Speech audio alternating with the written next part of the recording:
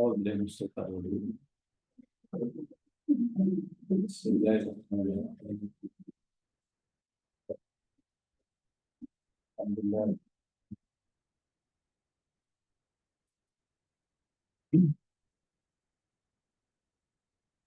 والصلاة والسلام على أشرف الأنبياء والمرسلين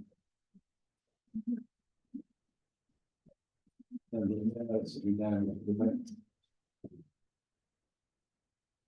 وعلى آله وأصحابه وأتباعه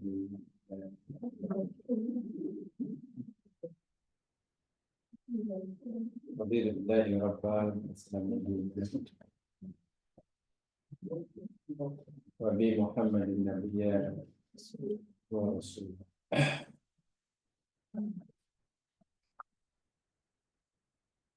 رب اشرح لي صدري ويسر لي امري واحلل عقدة من لساني يفقهوا قولي.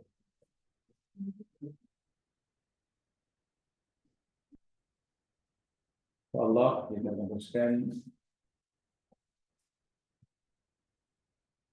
kajian kita kaitan dengan ajaran yang boleh kita ambil daripada ibadah puasa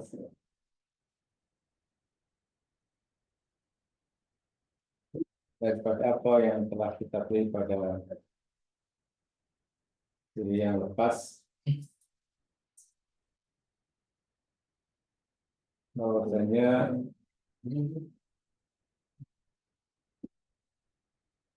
amal yang kita lakukan dengan ibadah yang kita kerjakan sampai dia mesti sah dan diterima oleh Allah, adalah amal itu juga memberi manfaat kepada kita di akhirat. Ini karena bagaimana telah kita pelajari, ada amalan yang sah menurut syariat tetapi tidak diterima. Sah tapi tidak diterima. Ada pula amalan yang ikhlas dilakukan karena Allah tapi malangnya tidak sah, tidak menggugurkannya daripada kebaikan. Dan ada lagi satu amalan yang sah dan diterima tetapi tidak manfaat bagi yang melakukannya di akhirat. Setiap hari kita telah belajar hingga poin mana? Amal yang sah dan diterima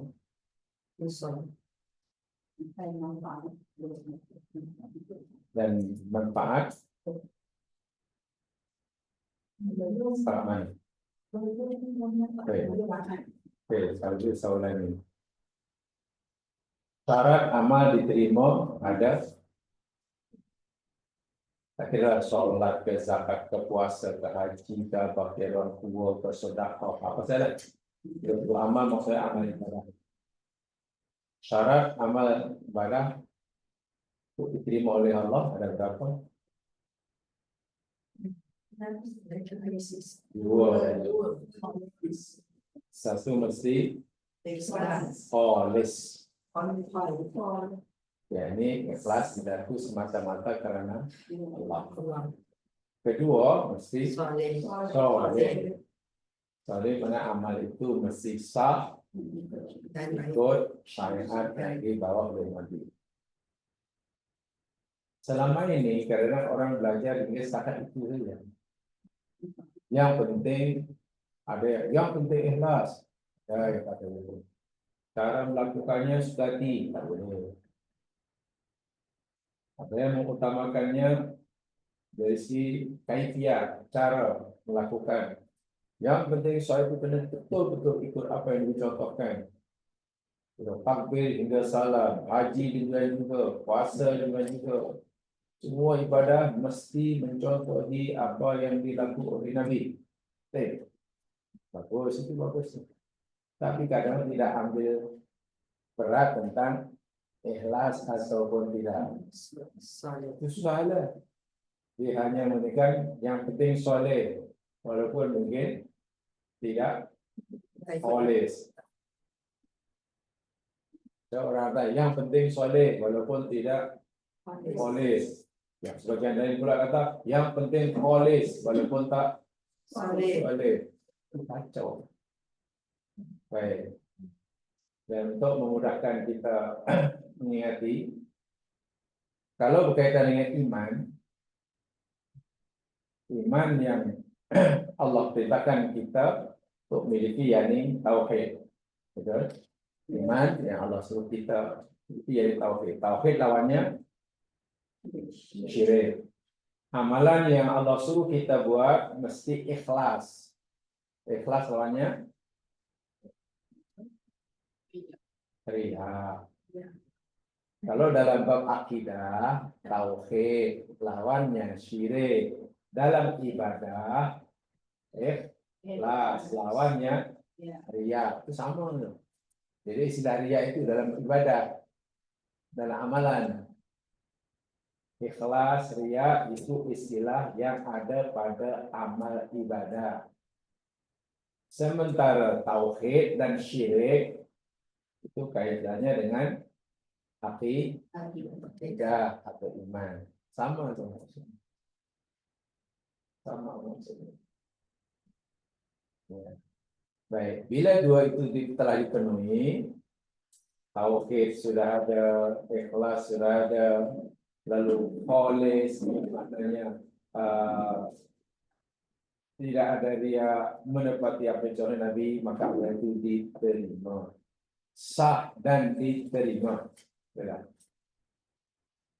Sebab kalau hanya ikhlas saja tapi tidak soleh, tidak diterima. Atau soleh saja tapi tidak kholis pun tidak diterima. Walaupun amal yang sah boleh menggugurkan orang itu daripada kewajiban tersebut. Jadi orang itu tidak perlu mengulangi. Kalau dia solat dan solatnya sudah dikira sah, tidak perlu mengulangi. Karena dah gugur kewajiban, kan dah. Lainlah kalau orang solat dan solat tidak sah, belum gugur kewajibannya, dia masih wajib. Mana masih punya hutang.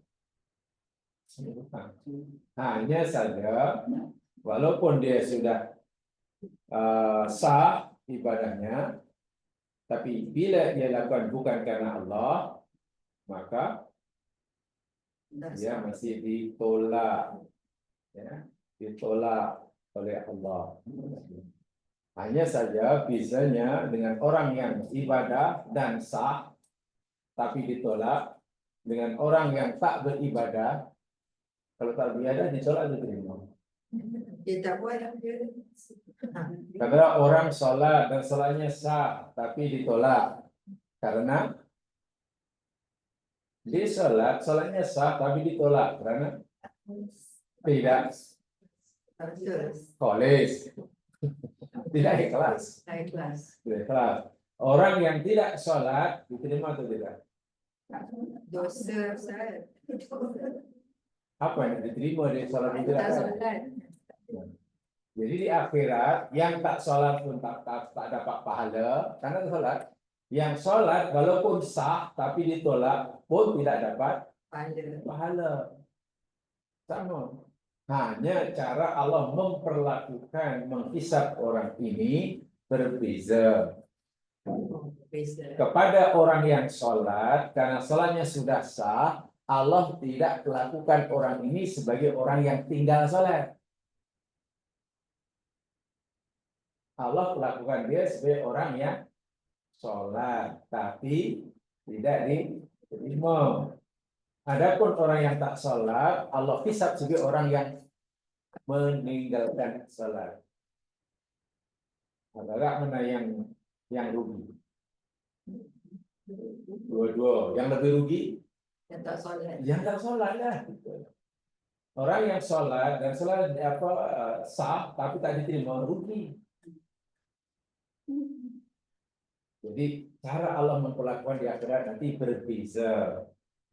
Walaupun sama-sama mendapatkan dosa, tapi dosanya tidak sama. Kalau dilihat pada mereka, dan karena dosanya tidak sama, maka balasan siknya pun tidak sama. Nah, yang malang sekali, yang paling menakutkan, ibadahnya sah, sholatnya sah, puasanya sah, dan diterima oleh Allah, pahala pun depan mata dah tunjuk. Tapi malangnya amal yang sah dan diterima itu tidak memberi manfaat kepada pelakunya. Di akhirat ini bukan di dunia ya. Bila amal yang diterima dan sah itu tidak bermanfaat, agak-agak dia ahli surga atau neraka.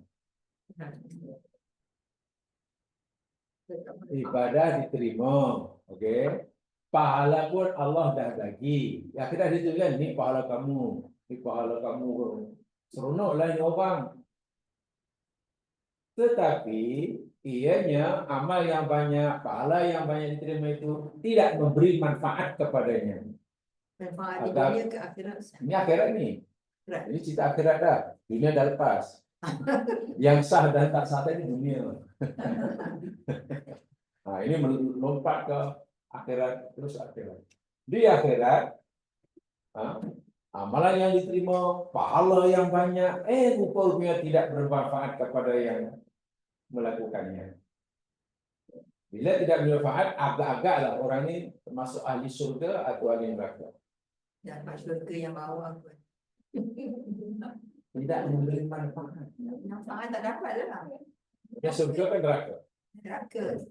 Yakin dulu sebab ini ada kaitan nanti. Neraka tak punya manfaat.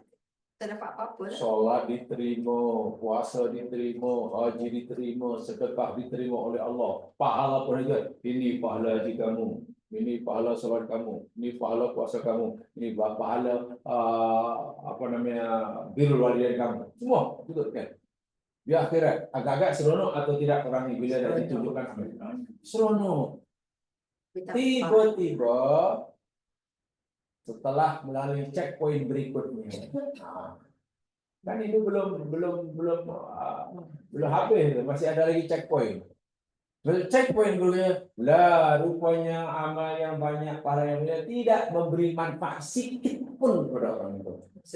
Agak-agak orang neraka atau surga? Agak-agak. Neraka. Tak manfaat. So, yakin. Sore. Yakin. Ya kena yakin lah, karena Nabi yang kata tak kena yakin. Baik, hadisnya begini, saya bacakan. Hadisnya, macam mana orang yang sudah boleh masuk neraka ni? Allah kasihannya lah. Apalah salahnya orang ini? Apa salahnya orang ini? Syariat. Baik. Bukan pasal riak. Kalau riak kan memang tak diterima amal tu.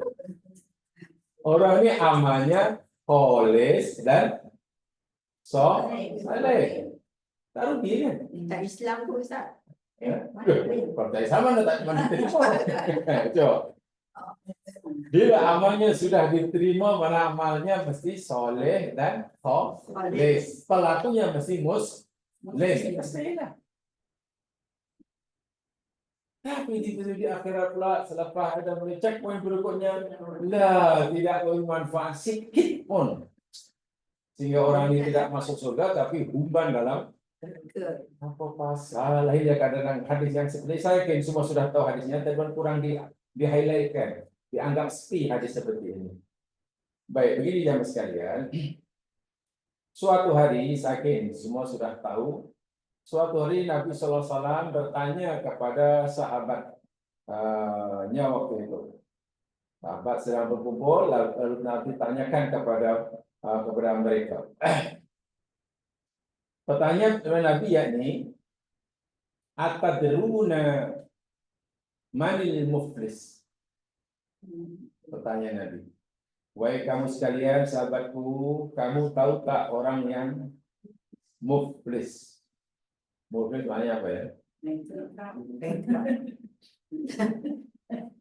Yalah, bengkrak. Bengkrak itu kira rugi ke untung? Muflis daripada perkataan fulus. Mana muflis? Aflasa mana tak ada fulus. Bengkrak lah, bangkrut bahasa saya. Bangkrut. Sebab bahasa asalnya memang bangkrut. Bangkrut daripada kalimat bancarota, bahasa Italia. Dahulu di Italia zaman kuno dahulu ada orang kaya, duitnya banyak. Lalu mereka cuma nak mengembangkan duit yang banyaknya. Dilantailah pekerja-pekerja untuk letak meja, kursi di tepi jalan. Jadi siapa yang nak pinjam duit boleh datang gitu. Waktu itu belum ada bank. Dia datang pinjam duit, jangan bayar balik lah. Ya, sehari dua, sebulan dua, setahun dua, yang pinjam tu bayar balik lah. Lama-lama orang itu ramai yang pinjam tapi tidak nak bayar. Pinjam tapi tak nak bayar. Bila tak nak bayar, maknanya yang punya modal kan, yang si kaya punya duit ini dengan rugi kan. Karena marah rugi, meja, kursi, bangku ditendangnya, dipecahkannya. Nah, banca itu bangku. Bahasa Indonesia banca, banca bench, banca rota itu hancur, pasal ditendang, mengamuk karena marah, pinjamannya tak dapat balik. Jadi meja dan kursi yang digunakan di tepi jalan ada untuk ini pecahkan, itu disebut banca rota, bangku hancur. Kenapa? Bangkrut. Daripada banca rota jadi kalimat bangkrut. Mak Saleh tak mau gunakan itu bankrupt. Kan banyak bahasa Mas Saleh banyak diciduk saja Mas Saleh. Dia tidak mau gunakan yang asli. Lebih diciduk.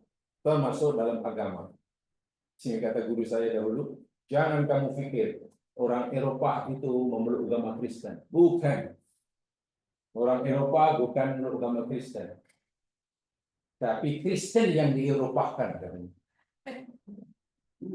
Bukan Eropa yang dikristenkan, tapi Kristen yang di-Eropakan. Sebab bahasa Injil yang sebenarnya nama tokoh-tokoh dalam agama Nasrani pun di-Eropakan. Nama orang mana boleh diubah kan? Kalau nama orang itu Ali, takkan nak ditukar jadi alien. Kan? Nama orang itu yakni Paus. Nama sebenarnya Paus. Mereka tukar jadi Pope. Nama sebenarnya jadi Johannes. Ditukar jadi John. Nama sebenar orang itu Nabi Isa dulu Paulus. Mereka tukar jadi Paul. Jadi Paus Yohanes Paulus jadi John Paul. Itu bukan bahasa asli. Nama orang ditukar. Petrus mereka tukar jadi Peter. Coba mana yang tidak di-Eropakan? Nama tempat itu Jabal Tariq, mereka tukar jadi Gibraltar. Nama yang sebenarnya itu Bidat Sina. Bidat itu dakwat, Sina itu Ibnu Sina, seorang tokoh Islam dan Buddha. Bidat Sina jadi medicine. Medicine. Oh, medicine. Medicine itu Bidat Sina. Jadi medicine. Jadi medicine, jadi medik, jadi medical. Itu bukan bahasa dia. Itu karena mereka terlalu angkuh untuk menggunakan bahasa yang asal. Kan apa? Mentaliti orang Eropa ini kan sombong. Penjajah kan minta penjajah. Jadi bila penjajah mana mungkin mengikuti budaya atau bahasa orang yang dijajah. Itu sejarahnya panjang itu. Jadi Nabi tanya kepada sahabatnya, atadruna manil muflis? Wahai kamu sekalian, kamu tahu tak siapa orang muflis. Muflis maknanya kalau dalam bahasa kita tadilah orang yang bankrupt tu. Jadi apa lagi apa namanya? Sahabat-sahabat pun jawab dah. Al-muflisu fina, ya Rasulullah, orang muflis itu yakni orang yang mala dirhama wala dinara wala mata. Ya Rasul, orang muflis yakni orang yang tak ada dinar, tak ada dirham, tak ada mata. Betul ya? Jawab sahabat itu salah betul. Betul. Kamu tahu tak siapa orang yang bangkrut? Orang yang bankrupt? Sahabat, oh orang bankrupt ya Rasul, orang yang tak ada duit lah. Dinar tak ada, dirham tak ada, dolar tak ada, yen tak ada, pound sterling tak ada, euro tak ada, Dulu bagus. harta pun tak ada, mata, rumah tak ada, kebun tak ada. Betul juga. Itu pahaman sahabat. Rupanya yang dimaksud oleh Nabi bukan itu. Walaupun itu boleh kita sebagai muflis, tapi Nabi kata al-muflisu bal al-inal muflisa min ummati, bukan itu yang aku maksudkan. Sesungguhnya orang yang muflis daripada umatku betul-betul bankrupt. Ya kalau di dunia hari ini bankrupt, minggu depan, tahun depan boleh kaya balik. Nabi cerita muflis di akhirat ini, bukan muflis dunia. Orang yang muflis dari umatku yakni ya'ti yaumal qiyamati. Apa coba? Terjemahkan. Al-muflisu al-innal muflisa min ummati, sesungguhnya orang muflis dari umatku yakni ya'ti yaumal qiyamah. Ya, datang orang yang datang pada hari kiamat nanti bisolatin, Dengan solat. dengan membawa pahala solatnya, wasiyamin, Dengan puasanya. dan pahala puasanya, wazakatin, dan zakatnya, wa amalin walil akhir, dan amalnya yang lain. Ringkas cerita, orang muflis di akhirat ini orang yang tak ada pahala atau orang yang banyak pahala? Banyak pahala. Solatnya diterima, puasanya diterima, zakatnya diterima, semua amalnya begitu, dan ada pahalanya. Ada pahalanya. Itu yang saya kata tadi, orang yang khalis dan saleh. Tapi Nabi kata, wayati waqad syatama hadza. Dia datang hari akhirat itu, walaupun dia bawa pahala yang banyak, tapi juga bawa dosa yang banyak. Dosanya pula bukan dosa hablum minallah, tapi dosa hablum minannas. Dosanya bukan dosa yang ada kaitan dengan dimensi ritual, tapi dosanya kaitannya dengan dimensi sosial. Ke atas itu ritual, sama manusia ritual. Hablum minannas itu sosial ya. Nabi kata apa? Oh, qad syatama hadza. Masa di dunia dahulu dia sukalah menghina orang, mencerca orang. Qadhafa hadza, dia tuduh orang lain buat itu, buat ini. Akala hadza, di dunia itu sukalah makan harta orang, ambil hak orang lain, menzalim orang lain. Safaka dama hadza, bahkan dunia pernah membunuh orang. Wa daraba hadza, mencederai orang. Nabi sebut ini secara contoh, bukan itu saya maksudnya. Ringkas kata, di dunia orang ini orang yang soleh ritualnya kan sholat, kan sholat, puasa itu kan ritual. Tetapi hancur sosialnya. Halu minallah, halu minanas, hancur. Dia buat dua-dua lah Ustaz. Dia buat dua-dua. Yang bagus pun buat, yang tak tu tak buat. Maksudnya? Mana dia buat yang soleh, orang buat yang bagus-bagusnya, amalan yang bagus semua, tapi yang tak bagus pun dia buat. Tak, jangan begitu cara ngomongnya. Oh. Kan tiap hari kita belajar, kita dulu. Ini sudah lari nanti tahu yang saya sampaikan. Ustaz kita explain. Kan begini tiap hari. Ini ada. Ini insan ya. Insan. Ini Allah. Dalam Quran kalau beritahu kita, dalam ayat kita tajuk mana?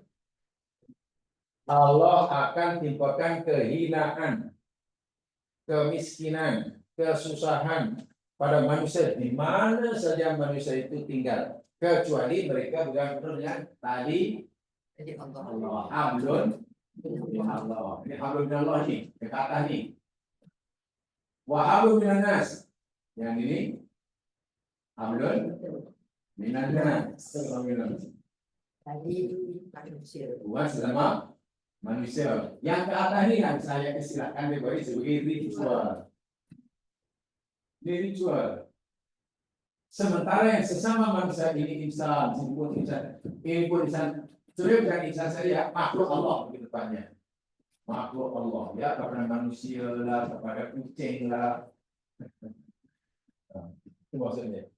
Ini sosial, nah, ini sosial.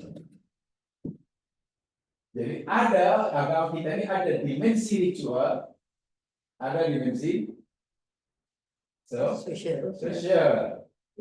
Hablum minallah yang sifatnya vertikal ini, dan ada hablum minan nas atau hablum minal yang sifatnya horizontal. Orang ini yang diceritakan ini orang muflis, ini orang yang ininya hebat. Kan disebut tadi Allah, puasanya macam-macam hebat kata. Soleh semua yang katanya. Dan terima pula tuh. Pahalanya pun ada. Malangnya hablum minan nas, dimensi sosialnya hancur. Contohnya Nabi kata suka hina orang itu, zalimi orang itu, hina orang itu, setelahnya bahkan membunuh orang, menceritakan orang, yang menzalimi orang, termasuklah menzalimi kucing. Nah, disebutkan kan sosial itu termasuk yang hubungan kita sesama makhluk. Kan kucing makhluk Allah kan? Pernah dengar Nabi dalam hadis sahih bagaimana seorang perempuan diumban dalam neraka oleh Allah karena mengurung kucing dan terjadi dunia. Dari perbuatan mengurung kucing hingga mati dan makan itu apa namanya? Itu ibadah apa namanya? Ritual atau sosial? Sosial kan semua. Paham? Sementara ada orang yang diampun dosanya oleh Allah karena bagi minuman anjing. Tak ada orang nampak. Baik, memberi minuman pada anjing yang dahaga itu ibadah ritual atau sosial? Sosial. Itu hablum nih yang sebenarnya sama. Tengok. Jadi soleh ritual tetapi tak soleh sosialnya. Ini orang muflis. Hubungannya pada Allah luar biasa, diterima, tapi malangnya dah. Nyakiti sana, nyakiti sini, curi sana, curi sini, bohong sana, bohong sini. Itulah maksudnya. Lalu apa kata Nabi? Di akhirat ada kisos. Ini ketika dahulu kita pelajari tafsir Fatihah sama ingat. Ketika dahulu kita mentafsirkan tadabbur surah Fatihah, kita perhatikan ada kisos di akhirat. Ada kisos kita pelajari. Dah satu langkah, dah mulai berkira lah. Agaknya orang ini sudah mulai membayangkan lah bilik yang keberapa di surga. Kan semua diterima amalnya. Tiba-tiba ada checkpoint, satunya lagi di depannya. Sudah diberhentikan, lalu ada ramai yang menuntut bila. Ya Allah, ini hambamu ini dahulu pernah menghina saya, pernah merugikan saya, pernah tak bayar hutang pada saya, pernah makna diceritakan dia punya keburukan sosialnya. Benar ya Allah, hambamu ini hebat, hubungan dengan kau, solatnya luar biasa lah, khusyuk luar biasa, istiqomah dalam zikirnya, tapi juga istiqomah dalam korupsinya. Coba bayangkan. Rajin ibadah ritualnya, tapi dia istiqomah dalam menipu orang, menganiaya orang, menzalimi orang. Lalu betulkah? Ya mengaku di akhirat mana bisa mengaku? Di akhirat tak ada duit untuk menebus, tak ada saman untuk bayar. Bagaimana? Yang ada hanya pahala dan dosa, atau yang ada hanya kebaikan dan keburukan. Akhirnya menutup bila ini ya diadili oleh Allah. Allah dengar case-nya. Macam mana cara Allah mengganti kezaliman yang dialami oleh B yang menuntut B daripada A? Pahala kebaikan B, ini diambil. Tuh. Fayu'ta hadza min hasanati. Nabi kata. Kamu ambil pahala yang banyak tadi. Tak tahulah pahala sholatnya apa kan. Banyak pahala sholat ada pahala ambil. Kemudian diberikan pada B yang menuntut B tadi. Oke. Pahala juga. Mana pahala dah kurang. Ada lagi pula ambil lagi betul. Ambil lagi sikit pahalanya untuk menebus dosa. Kan di akhirat tidak maafkan lagi. Tak ada sama lagi. Tapi macam mana jika pahala yang saya banyak tadi sudah habis, sementara yang menuntut bila masih banyak. Nabi kata, fa in faniyat hasanatuhu qabla ayyudhama alaihi, maka apabila kebaikan tadi telah habis, licin, sementara yang menuntut bila masih ramai, yang menuntut bila tak akan dapat pahala, kan pahala dah habis. Ukhidha min khatayahum. Allah ambil kesalahan dosa maksiat B tadi yang menuntut tu, ambil diberikan kepada A. Akhirnya apa? Tadi akhirnya banyak pahalanya atau macam? Pahala dah habis, sementara dosanya bertambah. Lalu bagaimana akhirnya? Tumma turiha finnar. Kemudian orang diumpan dalam neraka. Hadis sahih riwayat Muslim. Inilah amal. Itu bukan yang penting diterima dan belum tentu kalau yang ini hancur. Ini boleh meralatkan, boleh memufliskan orang. Tapi ada orang tak bisa. Yang ini karena tak bisa kabur. Menghina orang, menerima orang, membayarkan yang tak betul, tak pandai jaga mulut. Sebab itu dalam agama Islam, contohnya dalam puasa mengajar ini macam mana? Puasa Allah mengajar kita bukan sekadar soleh ritual, tapi juga soleh sosial. Hadis yang juga sangat popular sekali lah tentang puasa. Ketika Nabi ditanya oleh sahabatnya tentang puasa, Nabi kata, in sabaka ahadun au jahila alaika, bila kamu sedang puasa macam ini, lalu ada orang yang mencela kamu, menghina kamu, buat bodoh kepada kamu, katakan kepada orang itu, beritahu, ini so'im.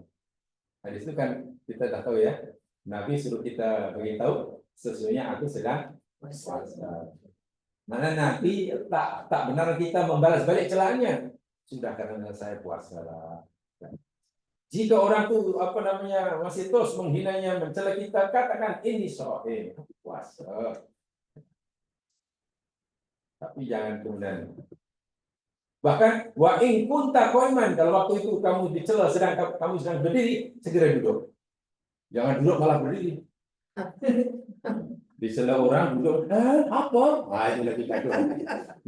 Bila kamu sedang berdiri, cepat duduk. Bila kamu duduk, baring. Nah, bila ini bukan mana orang lemah, tapi kadang-kadang ego kita ini kuat. Kan? Harga diri kan terusik. Macam bodoh sangat aku diam. Nabi yang suruh diam siap. Maknanya apa? Orang yang sedang berpuasa bukan sekadar tidak boleh mencela orang, membalas celaan orang pun tak boleh. Bukankah itu amalan sosial? Kita berpuasa melakukan ibadah ritual. Masya Allah. Kalau kita mencela, licin. Tengok bagaimana hadisnya.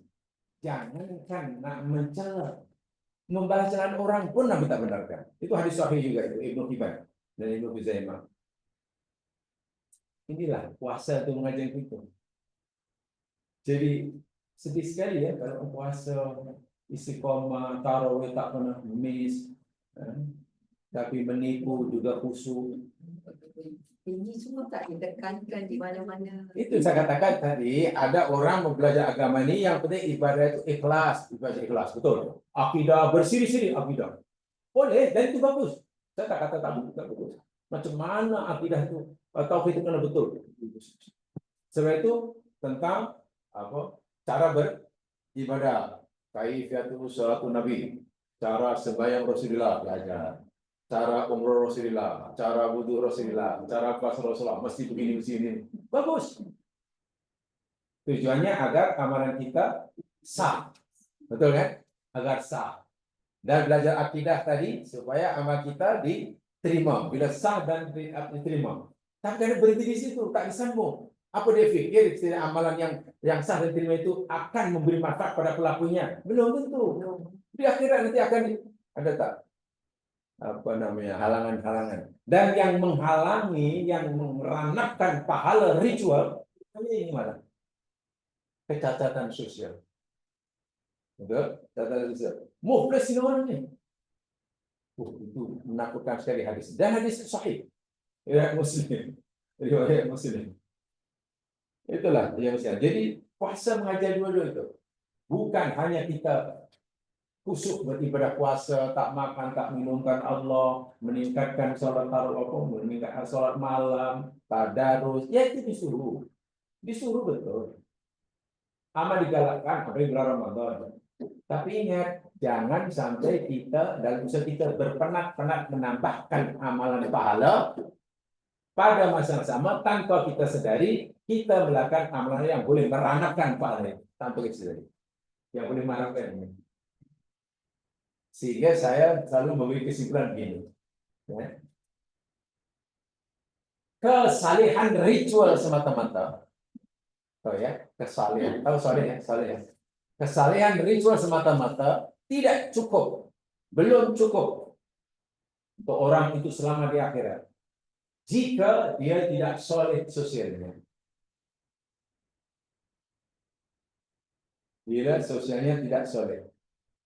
Tapi orang sering kali bila suruh dia jadi orang soleh, biasanya yang di atas ditingkatkan. Kita jadi orang soleh, sebab itu kita jangan berhenti zikir. Kalau boleh kita puasa Isnin Khamis. Betul. Tapi jangan yang ini diabaikan. Bahasa mudahnya tadi. Ya, ibadah ritualnya khusyuk, tapi menipu orang juga khusyuk. Ini agak yang penting untuk halal haram tak bisa. Orang menangis-nangis karena kena tipu. Itu lantaklah umpamanya. Allahu Akbar. Korupsi luar biasa. Macam mana tuh? Baik, yang selanjutnya coba jamaah renungkan ya. Ini hanya saya menjadikan uraian ya, bukan kajian secara empirik dalam masyarakat. Kita ambil contoh adalah orang Islam di negeri kita lah. Orang Muslim lalu Muslim di Malaysia. Agak-agak dia merasa bersalah, merasa berdosa, bahkan sangat takut nak makan daging babi. Agak orang Islam di Malaysia merasa bersalah, merasa berdosa, bahkan takut sungguh nak makan sate, batai. Nak makan sate baby. Rasa takut kan? Takut. Dan bila katalah makan kemudian ketahuan oleh orang lain, kan merasa harga dirinya hancur ya. Harga diri orang Islam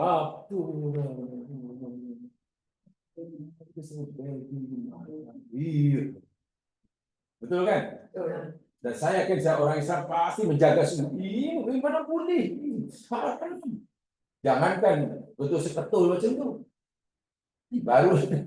Baru dipercayai makan itu ada campuran sedikit dengan babi. Apa itu jangan. Pastikan ini haram. Hina kita macam tak ada makanan yang lain. Pertanyaan saya. Orang makan babi, orang Islam makan babi kata Allah. Itu sebenarnya melakukan jenayah yang ada hubungan dengan hablum minallah atau hablum minas agama. Dosa orang yang makan babi itu sebenarnya menjejaskan hablum minallahnya atau hablum minas. Hablum minallah. Yakin? Okey. Mana ritualnya cacat lah. Ya. Cacat ya. Dari segi sosial, orang Muslim makan babi. Dari segi sosial, adakah dengan makan babi ada masalah yang lain merasa dirugikan? Merasa teraniaya, rugi? Tak. Merasa rugi, rugi lah kekuasaan makan babi. Teraniaya. Tak. Tak kan? Tak. Maknanya ia telah benar-benar melakukan jenayah di Dijual. ritual. Kan tidak memberi kesan rugi zalim kepada sesama Manusia. tapi takutnya luar biasa. Dan bagus. Tak bagus orang takut makan babi, tak makan ini. Bagus. Kan memang itu perintah Allah. Tapi kenapa lah kalau kepada babi itu takut, Rasulullah tak takut. Bahkan Rasulullah dua lampu Rasulullah. Rasulullah itu diharamkan oleh Allah atau sunnah muakkadah? Haram kan? Baik, kalau orang Rasulullah itu agaknya, ada tak manusia orang lain yang dirugikan, yang dianiaya? Ramai yang sekalian. Dan Nabi kata itu jenayah ritual atau jenayah sosial? Sosial. Jenayah sosial. Dan itu boleh meranakkan kesalahan ritual. Ini contohnya. Tapi kenapa orang lebih takut termakan babi walaupun tak sengaja? Tak sengaja makan babi atau makan apalah, makanya campur dengan macam-macam dapat. Suruh sama mulutnya lah, suruh minum air lumpur lah, suruh tukar cuci darah lah, makanya cuma cuci keluarkan tukar yang baru lah. Bayangkan suruh minum air lumpur. Tapi Rasulullah dosanya, okey, sama-sama dosa. Makan babi dosa, sama kata dosa itu larangan Allah. Rasulullah juga dosa. Tapi tak kesan buruk dosa yang akan oleh orang ini mencuri dan Rasulullah jauh lebih besar. Dan pertanggungjawabannya lebih susah daripada yang sama-sama dosa, tapi untuk mendapatkan pengampunan daripada Allah, dosa karena terlanjur makan babi itu relatif lebih mudah. Saya kata mudah, relatif lebih mudah. Karena dia hanya perlulah susu kepada Allah, zikir, minta ampun, mandangi atas tiga sajadah, insya Allah ampun. Tapi coba kalau Rasulullah. Dan yang dirasa itu bukan milik seorang. Tapi yang dirasa itu milik orang ramai atau dana awam biasanya kan? Kalau dana awam kan berapa orang yang dirugikan? Gimana ya? Kalau menghina orang pun boleh menyebabkan pahalanya nanti diambil. Tapi rasa tak rasa lah macam mana ya? Macam dua lampu ya. Rasanya bukan selambu ya, dua lampu. Tak ada rasa juga. Tapi coba kalau didapati makan babi gitu. Rasa ini luar biasa. Ya mungkin karena penekanan pembelajaran agama selama ini kita lebih ditekankan masalah ritual. Sementara ibadah yang sosial ini kurang. Wah, kedua-dua ini boleh dibezakan, tapi tak boleh dipisahkan. Antara ibadah ritual, hablum minallah, dan hablum minannas itu boleh dibezakan, karena memang bilangnya berbeza-beza, tajuknya tak sama, tapi tak boleh dipisahkan. Mana orang tidak boleh hanya ingin soleh hubungan pada Allah saja, tapi tak kisah hubungan sama makhluk. Atau orang mungkin terlalu hebat sosialnya, suka tolong orang, suka untuk orang, prihatin orang, suka menyenangkan orang, tak menyalahkan yang umpamanya kasih ada orang, tapi ritualnya hancur, tak boleh juga. Ramadan tak puasa, sholat, tak perlu lah, tak boleh. Hanya kalau orang itu katalah hebat ritualnya, tapi cacat sosialnya, kan? Cacat. Inilah. Mau itu amal yang diterima, sah dan terima, tapi tidak bermanfaat tuh yang macam ni. Apa manfaat orang ni ya? Hidup bertahun-tahun jadi orang yang hebat ibadahnya, tapi akhir rupanya tak masuk surga. Nabi kata dihumban dalam neraka. Rajin ibadah, ibadah diterima, tapi dihumban dalam neraka. Itu paling menakutkan. Di antara hadis yang kami pelajari dahulu, ini yang banyak, yang panjang dijelaskan oleh pensyarah. Karena memang sangat menakutkan. Dan yang paling banyak berlaku dalam masyarakat kita, inilah semua. Ya. Puasa insya Allah semua orang puasa. Kalau ada satu dua ya tak puasa. Seorang dua je lah. Itu pun suruh-suruh. Suruh-suruh itu mana ya malu lah. Apalagi kalau tertangkap, malu. Orang didapati tak puasa, tertangkap. Orang mesti dapati makan sate baby. Lalu diarak, kalau dengan cawan, malu kan. Malu. Oh pun berpuasa mesti maupun. Tapi kadang orang melakukan kesalahan sosial, rasa ditangkap oleh hai. Tak ada apa. Tak ada apa dia Pak. Dan dalam Al-Quran juga surah Ramadan, ayat-ayat tentang puasa kita pelajari.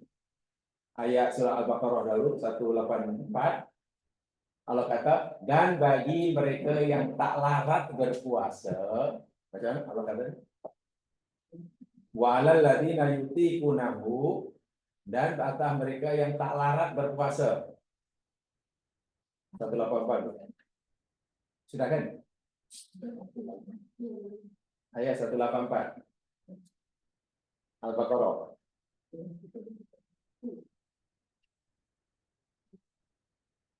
183 itu ayat perintah puasa itulah ya inna amanu kutiba alaikumusiyam kama kutiba alal ladzina min qablikum la'allakum tattaqun. Perintah puasa itu pada ayam ma'dudat, pada hari-hari yang ditentukan saja. Tidak mampan. Mampan sama. Faman kana minkum mariban au ala safarin. Maka puasa itu wajib pada bulan Ramadan ya. Lalu Allah kata, Allah ada kemudahan kepada Allah. Faman kana minkum mariban, maka siapa saja adalah di antara kamu sedang sakit, Ramadan yang sakit, au ala safarin, atau dia sedang bepergian, bukan belum pergi, sudah dalam perjalanan dah sebelum musafir lah, bukan baru nak musafir. Katalah esok tengah hari nak musafir banyak. Malam hari dia kena niat puasa dan kena sahur. Tak boleh esok tak pakai kejutkan ya saya tak puasa. Mana boleh? Tak boleh. Bayangkan bila tiba-tiba dia sudah niat tak nak puasa besok karena dia kata nak musafir. Tiba tak jadi musafir. Dosa besar ini orang. Kan? Jadi wajib itu jangan kita ada niat untuk meninggalkannya. Benda yang wajib jangan kita berniat untuk meninggalkannya. Jika kita nanti tak sampai petang puasa kita kata mati ketika hari, ya tak apa. Sedangkan nak musafir itu hanya benda mungkin, bukan pasti. Boleh jadi musafir, boleh jadi tidak. Walaupun semuanya sudah disiapkan. Tiket sudah ada, packing packaging sudah ada, belum tentu jadi pergi. Malah tahu tiba-tiba sakit perut yang tak boleh. Atau bila ada kematian di anaknya mungkin. Atau kapal terbang tak jadi pergi. Atau mungkin pergi tiba-tiba lah kapal dah pergi lepas. Jadi bila sudah musafir itu sakit atau sudah musafir, Allah kata fa'iddatun min ayyamin ukhra. Apa itu? Maka bilangan atau hitungan pada hari yang lain. Maksudnya begini ya maksudnya, siapa yang sakit atau sedang musafir, Allah kata, aku izinkan, aku benarkan untuk mereka tidak berpuasa. Dan bila mereka memilih untuk tidak berpuasa, maka adalah mereka mengganti pada hari yang lain sebanyak jumlah hari yang dia puasa. Panjang nih. Jadi kalau dalam bahasa Arab ini namanya itnab, kalau dalam bahasa Arab. Ayatnya pendek, tapi saya maksudnya panjang. Sebab kalau difirmankan apa adanya, jadi panjang lah. Siapa saja yang sedang sakit atau sedang musafir, aku benarkan dia untuk tidak berpuasa. Dan sesiapa yang milih untuk tidak berpuasa dalam mengganti pada hari yang lain sejumlah hari yang dia tinggalkan. Jadi panjang. Maknanya orang sakit atau orang musafir wajib puasa atau tidak? Tapi dia kena puasa Orang dulu. sakit atau musafir wajib puasa tidak? Sedang sakit atau Tak wajib. Wajib puasa dulu, Ustaz. wajib puasa atau tidak? Orang sakit, orang musafir. Dia Latihan jadi mufasir. wajib. Wajib atau tak wajib? Wajib. Kena yakin. Tak boleh ragu. Wajib atau sunat? Puasa Ramadan ya, bukan puasa sunat. Wajib. Orang sakit wajib puasa. Orang musafir wajib puasa. Hanya saja Allah benarkan, Allah izinkan untuk tidak Puasa. macam itu jawabannya. Kalau orang sakit dan sampai tidak wajib, maknanya sampai bila-bila tak payah bayar kan? Kan tak wajib. Apa yang dibayar? Tak punya hutang. Kalau tak puasa, tak punya hutang kan? Karena puasa tidak wajib. Kalau lah jangan tak wajib, tetap wajib, tapi Allah izinkan, Allah benarkan untuk meninggalkannya, untuk tidak puasa, hanya saja suruh ganti. Kemudian yang ketiga nih, golongan ketiga, walal ladina yutiqunahu. Ini bukan orang sakit nih. Dan ke atas orang-orang yang yutiqunahu merasa berat, tak larat, tak ada kemampuan untuk berpuasa. Mungkin karena penyakit yang dialaminya, faktor usia mungkin kan, usia sudah sangat lanjut, lemah badannya, tak boleh puasa langsung, atau penyakit, dan penyakit itu tidak memungkinkan dia berpuasa. Bila-bila, bukan Ramadan aja, bulan Syawal pun tak boleh juga, Dzulqa'dah pun tak boleh juga. Memang orang itu tidak boleh berpuasa karena penyakit yang dialaminya. Nah, penyakit itu jadi gas punya trik. Nama penyakit itu gas punya trik. Gastrik. Itu gas punya trik itu. Itu bukan penyakit itu yang berarti tipu gas punya trik. Coba kalau orang ada gastrik dan teruk, bila tak makan aja, memanglah ngelupa. Kita nak puasa Ramadan tak boleh, Syawal tak boleh. Bila-bila itu tak boleh. Memang orang itu punya penyakit yang tak mungkin puasa. Nah, pada orang seperti ini Allah kata, Allah wajibkan puasa atau tidak? Wajib atau tidak? Wajib. Tolong betulkan ya cara main Al-Quran. Kalau jawabnya tidak, orang ini tak punya hutang apa-apa. Alhamdulillah, merdeka kita puasa.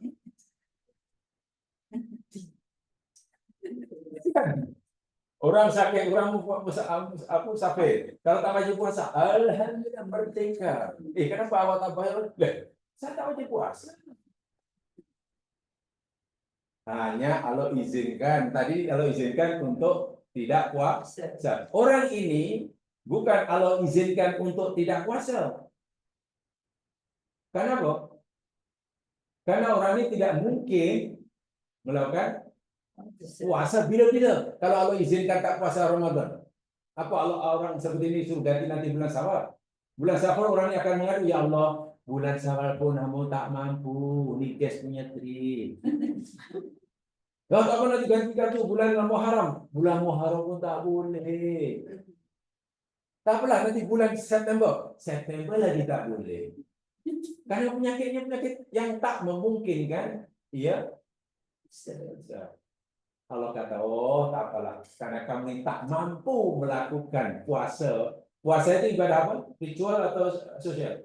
Ritual. Ritual. Hubungannya itu dengan hablullah atau hablulnas? Subhanallah. Hablullah. Itu hak Allah atau hak manusia kuasa itu? Allah. Hak Allah. Paham ya dari situ? Allah kata, karena kamu tidak larat berpuasa, jangan puasa itu hak aku, kata Allah. Maka aku bagi kamu alternatif lain. Bukan puasa yang aku wajibkan atas kamu. Karena kamu tak mungkin. Allah tak suruh menggantinya ibaratnya dengan qiyamul lail ke. Tak ada. Juga qiyamul lail masih ritual juga. Allah tak suruh ganti dengan pergi umrah 5 kali ke. Allah tak suruh ganti dengan khatam Quran 3 kali. Tak ada. Tapi gantinya karena kamu gagal melakukan apa yang tidak aku, maka aku bagi kamu alternatif. Berarti yakni fidyatun ta'amu miskin. Apa itu? Fidyah berupa makanan pada orang miskin. Fidyah. Apa fidyah itu maknanya? Denda. Denda. Fidyah. Tebusan. Fidyah itu benar tebusan. Allah tak suruh menebusnya dengan ibadah ritual yang lain. Puasa itu ibadah ritual. Bila tak mampu, Allah tak suruh ganti dengan ibadah ritual yang lain, dengan sholat ke, dengan haji ke, dengan khatam Quran ke, dengan zikir ke, tak ada. Tapi Allah suruh menggantinya dengan ibadah sosial. Gantilah makanan pada hambaku yang miskin. Sehingga dari sini kita boleh simpulkan, siapa yang cacat ritualnya, kan orang yang tak puasa mana cacat ritualnya, boleh diganti dengan melakukan ibadah sosial. Paham itu? Dan tidak sebaliknya. Maksudnya, kalau orang itu cacat sosialnya, tak bayar hutang, itu cacat ritual sosial. Sosial. Tak boleh diganti dengan ibadah ritual. Tak boleh. Nak menebus, nak mencukup melengkapkan, menyempurnakan kecacatan sosialnya karena dia tak bayar hutang, menipu orang, tak boleh. Tak apalah untuk menebus cacat, aku nak pergi umrah tiap bulan. Tak akan diampun yang ini. Tak apalah saya nak hafalkan Quran selama 10 kali. Tak boleh menebus. Tengok kedudukan ibadah sosial.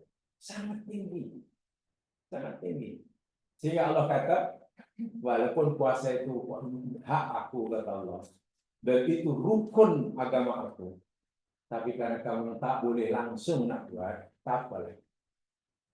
Kamu kena tebus kegagalan hak aku itu dengan memberikan apa jadi hak hambaku yang susah. Ta'amu miskin. Dan ini ayat puasa. Kan ini cerita puasa ini. Jadi puasa itu mengajar kita untuk meningkatkan ibadah ritual kita sekaligus sosial kita. Contoh itu tadi, bila ada orang nak mencerca menghina kamu, Nabi kata, katakan aku puasa.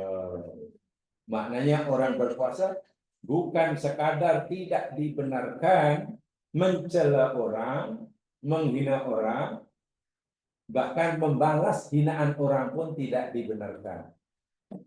Orang puasa tujuan untuk meningkatkan kesalehan ritualnya. Tapi pada yang sama, orang yang puasa juga berusaha untuk meningkatkan kesalehan sosialnya. Ini mesti berjalan seiring sejalan.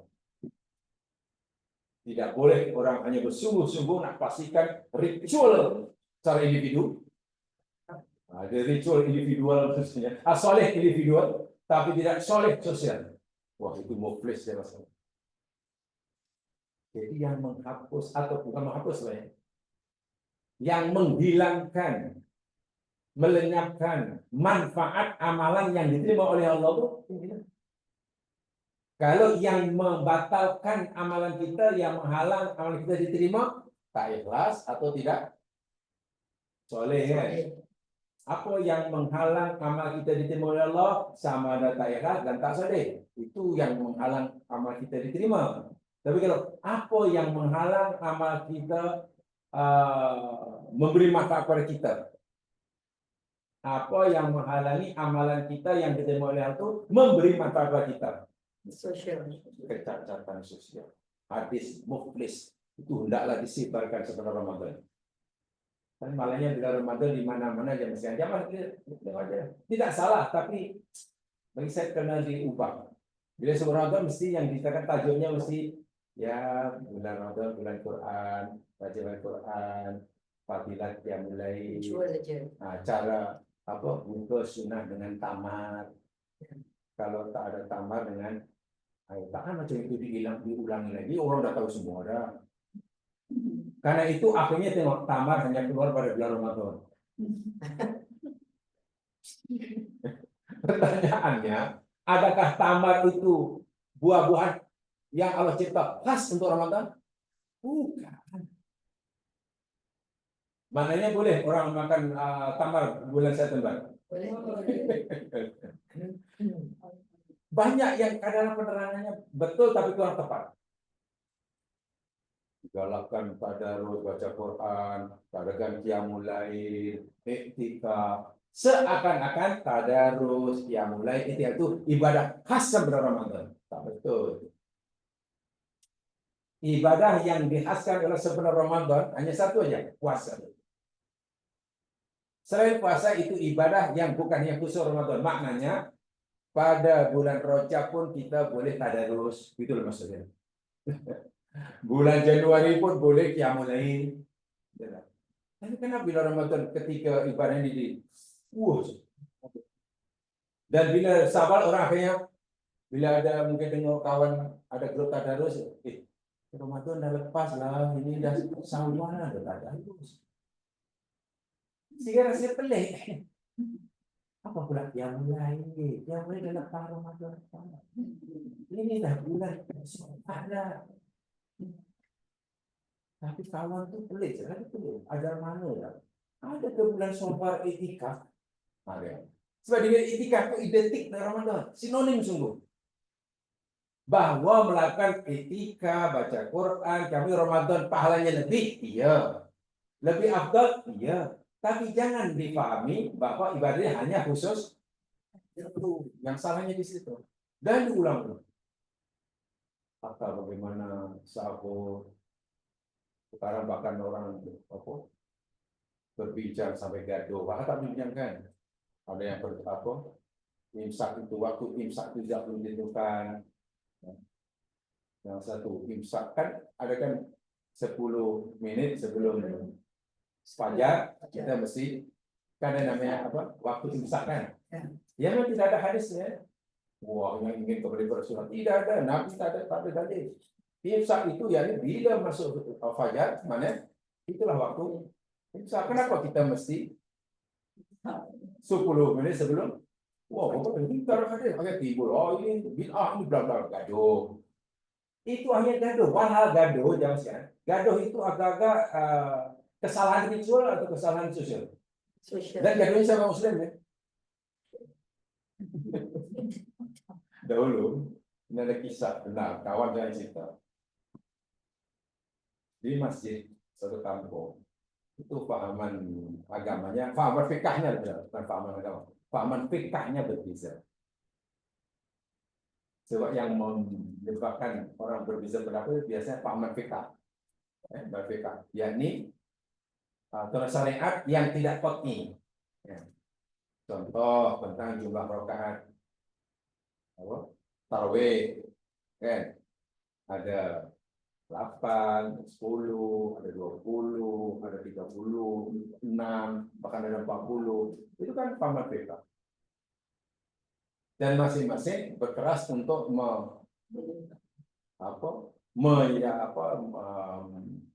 meyakinkan orang bahwa jumlah rakaat yang dilakukan itu yang paling yang benar. Yang lain salah. Itu banyak di situ. Yang sembahyang 8 rakaat Ini yang paling benar, ini yang sunnah, yang itu bid'ah, yang sana pun lawan. Itu bila masih mengklaim itu satu yang benar, itu pasti gagal. Wah, ini pahaman PK. Setelahnya kalau pahaman PK, ikuti Imam Syafi'i. Mereka Imam Syafi'i kata, inna ra'i shawabun ya tamlu khotoh. Sehingga pendapatku ini kata Imam Syafi'i, aku yakin ia benar. Iya betul. Tapi mungkin salah. Pendapat orang lain yang tak sama dengan pendapat aku, kata Imam Syafi'i, aku yakin dia salah. Tapi mungkin, coba kalau setiap orang pendakwah bersikap seperti ini. Sekarang tak begitu. Yang benar apa yang kuat, yang lain salah. Jadi fikirnya hitam putih. Yang bingung kata tak, yang betul kami, yang salah kan. Tak perlu 10 pendapat, cukup orang 2 pendapat pasti gagal. Apalagi masing-masing punya pengikut. Serang menyerang. Macam ini dikembangkan cara dakwah seperti itu. Lainlah kalau berbicara tentang haramnya babi, itu boleh bertekak. Kata haram, yang B kata makruh, itu boleh bertekak lah. Karena dalilnya sorry. Jadi dahulu ada kawan mengajar di kampung dia itu di pondok itu ada orang berbalah di masjid.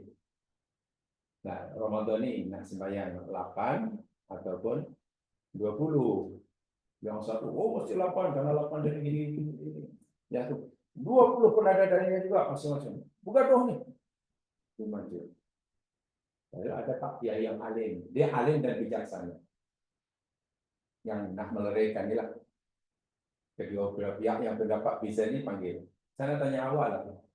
Menurut awak sembahyang tahun ini berapa ada? 8 Pak Kiai, campur 13. Menurut kamu sembahyang tahun ini sunat ke atau fardu ain? Oh sunat, sunat. Apa hukum orang yang tak sembahyang apa tarawih dosa atau tidak? Sunat kan hukumnya. Yang tak tarawih dosa tidak? Tak, kata yang 8. Panggil yang 20. Kamu apa pada kamu tak tarawih 20. Adanya gini. Menurut kamu pernah sembahyang tarawih 20 itu sunat atau wajib? Sunat, Pak. Sunat. Masing-masing kata sunat. Ini bukan sunat. Lalu Pak Kiai tanya, menurut kamu lah, baik A dan B, bergaduh sama Muslim dalam masjid itu sunat muakkadah ataupun fardu kifayah? Orang betul tuh. Orang begini gaduh mendengar suara apa di dalam masjid sesama Muslim. Saya tanya kamu hukumnya fardu kifayah atau sunat muakkadah? Semuanya orang paling parah ya. Kata gue yang alim dan jangan. Macam mana kamu? Kamu bertekak masalah sunnah, tapi kamu melanggar benar yang diharapkan Allah. Tinggal tak salat tarawih pun tak berdosa, tapi kamu melakukan benda yang haram. Berbalik, asalnya hanya 2 orang. Baru menyadari. Jadi inilah yang apa ya? Susah. Yang terbaru saya katakan adalah dalam satu ungkapan yang mudah. Jangan bertekak masalah azan hingga terlepas waktu sholat. Itu nasihat yang paling bagus. Jangan bertekak bertengkar masalah azan hingga terlepas waktu sholat. Kata azan mesti naik mimbar atau menara. Yang saya tak perlu, saya sudah segitu. Tapi saya nanti bela naik tinggi. Azan mesti letak tangan di sini. Tak perlu. Ayalah salah mesti ke kanan. Ayah salah ke kiri. Tak perlu. Itu tak ikut sunnah gaduh. Yang betul ini, yang sunnah ini, yang pilih ini, boleh ini. Waktu sholat maghrib dah lepas sudah masuk isya. Macam itu rasa bersalah ya. Bertekaknya itu dosa besar, apalagi di masjid. Dan itu larangan yang jelas seperti ini. Sedangkan sholat tarawih berapa jumlah rakaatnya itu masalah fikih dan masing-masing ada dalil yang boleh bertanggungjawabkan. Tapi itulah yang disebutkan di Ramadan. Bahkan saya ada anak saya tunjukkan karena ingin tahu. Dia saya tanya dia, mana misalnya masih kita meyakinkan bahwa berapa yang paling benar kalau itu hanya 8, yang lain salah. Pasal dikata yang lain tak ikut sunnah. Itu yang bahaya itu yang lain tak ikut sunnah itu. Dia sudah di apa namanya sudah ya sudah ditekan hukumannya. Makanya yang tak sama dengan apa yang dipilih. Itu bahaya sih. Bukan begitu cara memahaminya tentang umroh, tentang ini, tentang dia apa namanya rugi sebenarnya. Berbalah tentang ritual yang sebenarnya memang wus'ah itu lapang ya. Wus'ah itu mana ada kelapangan, kelonggaran. Tanpa disadari dia sudah melanggar perkara yang qat'i berkaitan dengan sosial. Coba hadis muflis itu dipahami betul-betul. Ngeri ya misalnya. Ngeri, sangat ngeri. Amal diterima, sah, pahala banyak, sudah mulai berkira bilik nomor berapa di surga. Las-las hukuman dalam neraka. Itu hadis sahih ya, bukan kata ulama. Bukan kata ulama. Paham dari itu? Paham ya? Jadi dalam Islam jamaah sekalian, hampir semua ibadah mahdoh, yang ibadah yang ritual itu lah, ya, ada atau punya apa ya korelasi dengan aspek sosial. Semua ibadah mahdoh itu pasti ada korelasi dengan ibadah sosial. Sholat itu ritual atau sosial? Ritual. Tujuan sholat, hikmah sholat apa dalam Al-Quran? Menurut Al-Quran. Hikmah sholat menurut Al-Quran. Tanha anil fahsya'i wal munkari. Inna sholata tanha anil fahsya'i. Al-Quran kata, dirikan sholat. Karena sebenarnya sholat itu boleh mencegah diri kamu dari melakukan perbuatan keji dan mungkar. Tidak buat keji dan mungkar itu apa itu? Aspek sosial atau ritual? Tak buat keji, tak. Salatnya itu sendiri ritual. Tapi tidaklah sholat itu menimbulkan kesan, efek, dampak sosialnya. Jadi kalau orang sholat rajin khusyuk, tapi menyakiti orang juga istiqomah, ya, susah lah. Fahsya munkar rajin, mana nak? Apa yang penting jangan tak sholat, nanti tak sholat masuk neraka. Apa dia pikir orang tak yang masuk itu hanya tak sholat? Bahkan termasuk orang masuk neraka, ahli neraka, orang yang banyak sholat, banyak ibadah diterima tapi diumbar. Fase sosialnya hancur. Bagi saya hadis muflis hendaklah diingat betul-betul. Dan banyak hadis-hadis yang serupa dengannya ya, teman sekalian. Ya, sebagai contoh lah. Hadis sahih juga riwayat Bukhari dalam kitab beliau Al-Adabul Mufrad. Nah, kita itu Al-Adabul Mufrad. Dari Abi Hurairah. Dia Bukhari ya. Ada seorang sahabat jumpa Nabi. Bertanya ini, "Ya Rasulullah, inna fulanah taqumul laila wa tasumun nahar." Ya Rasulullah, sebenarnya si fulan itu ya si fulan apa banyak fulan. Fulan bahasa fulan itu bahasa Arab. Fulan. Kalau perempuan fulana. Perempuan fulana, karena muannas kan? Ya. Muslim, muslimah, mukmin, mukminah, fulan, fulana. Kita laki perempuan fulan aja sebab si fulan kita sebut namanya. Ya Rasulullah, si fulanah itu namanya perempuan. Dia rajin lah yang mulainya Rasul. Aku mulai yang mulai rajin. Tasumun nahar, puasa sunnahnya siang hari pun rajin. Makna ritualnya luar biasa. Hebat. Soleh ritual. Alhamdulillah. Wa taf'alu wa tasaddaqu.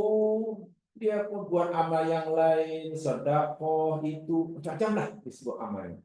Malahnya ya Rasul, waktu di jironha bilisaniha. Bahasa anak muda, mulutnya laser. Punya mulut laser. Suka menyakiti orang lain. Setiap cakap kalimat yang keluar dari mulanya pasti menyakiti orang lain. Jadi sholat rajin, menyakiti orang lain pun istiqomah, gitulah. Kalau saya gunakan bahasa yang saya pelajari, hebat ritualnya, tapi hancur sosialnya. Hebat hablum minallahnya, hancur hablum minasnya. Jadi orang ini rasa pelik melihat orang seperti ini, macam mana nih? Tanya Rasul, apa jawaban Nabi? La khaira fiha, ya finnar. Tak ada kebaikan sedikit pun pada orang, pada fulanah yang kamu kagumi ibadah ritualnya. Ya finnar, di neraka. Tegas Nabi jawab, dia di neraka. Jadi orang itu, dia sholat rajin, masih yang di neraka. Masuk neraka bukan karena tak ibadah, masuk neraka ini. Waqalu, lalu sahabat yang tanya, ya Rasulullah, tapi wa fulanah tusallil maktubah. Yang fulan yang seorang ini ya Rasul, dia sholat wajib saja. Yang tadi sholat wajib, sholat sunat rajin. Yang seorang ini sholat wajib saja. Puasa fardu saja. Wa tasaddaq bi warin. Dia sedekah pun ala kadar karena mampunya sedikit. Kalau dia wajib zakat, keluar zakatnya saja. Sholatnya hanya wajib, ya wajib, puasanya hanya wajib. Ya bahasa kita ibadahnya ngam-ngam. Yang si fulan itu ya Rasul beribadah ngam-ngam. Tapi la tu'zi ahadan. Masya Allah, dia jaga mulutnya. Tak pernah menyakiti orang lain, tak pernah menyusahkan orang lain, jauh sekali menzalimi orang lain. Yang ada menyenangkan orang lain. Pantang tengok orang susah, melainkan pasti dia bantu. Pantang orang ada masalah, melainkan dia coba menyelesaikan masalahnya, gitulah. Jadi dipuji sosialnya. Kalau bahasa orang tua dahulu, orang ini ya Rasul ibadahnya ngam-ngam, tapi sosialnya ya Rasul, ibadahnya dia sentiasa memberikan payung kepada orang yang kehujanan, memberi makanan kepada orang yang kelaparan, memberi minum kepada orang yang kehausan, memberi pakaian kepada orang yang kesejukan, memberi tongkat kepada orang yang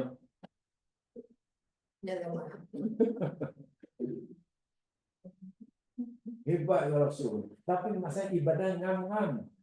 Yang tadi ibadahnya bukannya wajib, sunat pun dilakukan. Sedekahnya pun ala kadar ya Rasul. Macam mana yang fulanah yang satu ya Rasul? Nabi jawab, iya min ahlil jannah. Kalau orang tahu, itulah termasuk ahli surga. Tengok, Nabi memberi penekanan sesuai sangat ketara sekali. Bukan ibadah ritual tak penting, yang penting. Tapi paling tidak ritual itu ngam-ngam. Sholatnya hanya fardu. Tarawih pun dia tak pergi. Ditanya, kenapa buat tarawih tadi? Tak, masa saya tak sibuk lah. Sebab jiran saya rupanya ini sakit. Kemudian dia tak ada kereta, ada kendaraan. Ketika sakitnya saya hantar ke klinik. Begitu saya itu yang saya tak nampak di masjid. Habis yang semalam tak ada juga. Yang semalam itu jiran pula tiba-tiba dapurnya terbakar. Jadi tiap malam ada aja lapangan ibadah sosial yang akhirnya dia tak apa. Kan yang penting sholat isya-nya dilakukan. Itu contoh yang mudah. Nabi dia suruh. Dia suruh gitu. Tapi yang seorang itu ya Rasul rajin taruhnya. Tadarusnya pun luar biasa. Suara kalau baca Quran paling kuat tuh. Tadarus.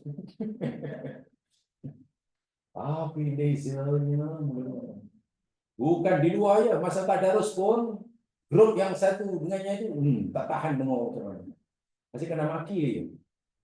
Awak mengaku Muslim 2 tahun baca Quran pun merangkak. Salah itu. Salah apa? Nah, orang yang belajar salah ya. Begitu awak baca Quran merangkak. Wahab baca Quran tak boleh merangkak. Dosa. Tapi kalau kena duduk, mana boleh merangkak? Itu sebut merangkak ini bahasa. Dia bisa menyakiti lah. Baik itu berkomplain pula. pada pengurusi. Pengurusi tak adil lah. Ini pengurusi tengah, dia punya grup semua orang yang pandai, lancar. Sementara orang yang grup saya yang pagi-pagi semuanya teruk. Seorang yang lancar. Teruk lah.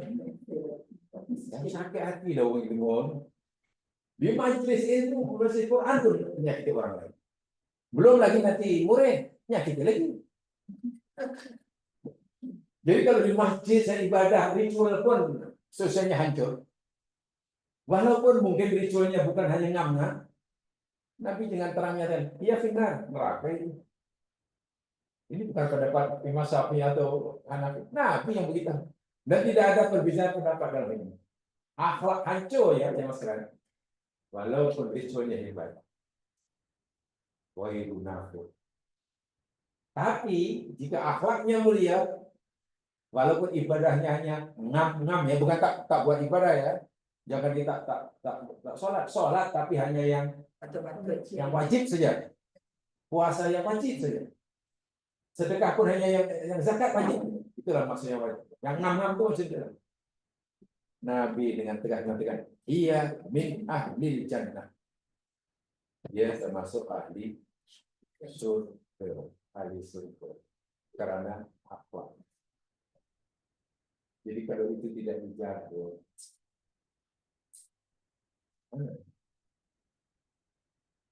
jadi sepatutnya teman sekalian. Dan ini yang kami sedang bersaudara dengan kawan-kawan yang sekepala dengan saya. Sebab ya bukan tak sekepala mana gaduh tidak, banyak pahamnya sekepala. Sebab sekepala mana lebih mementingkan ibadah ritual tanpa meninggalkan ibadah meninggalkan ibadah sosial tanpa meninggalkan ibadah ritual yang wajib lah. Wajib. Jadi kalau kita diberi pilihan, ada dua pilihan. Ini peluang untuk meningkatkan mendapatkan pahala dari ibadah ritual. Ini ada peluang untuk kita meningkatkan amalan dari ibadah sosial. Pilih yang sosial. Apalagi sebelum Ramadan. Begitulah maksudnya. Kemana nih hari kena tadi terakhir nih sebenarnya kena hatam.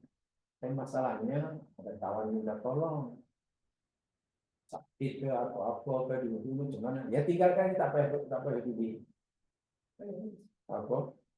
tadarus. Tolong kawan itu. Tak payah pergi usrah apa ya? 50 sekarang usrah juga sebab Ramadan pahalanya besar. Apa dia pikir tolong orang tua? Inilah masa kita disuka itu kan, dan dulu memang kita ditekankan soleh itu soleh yang ritual.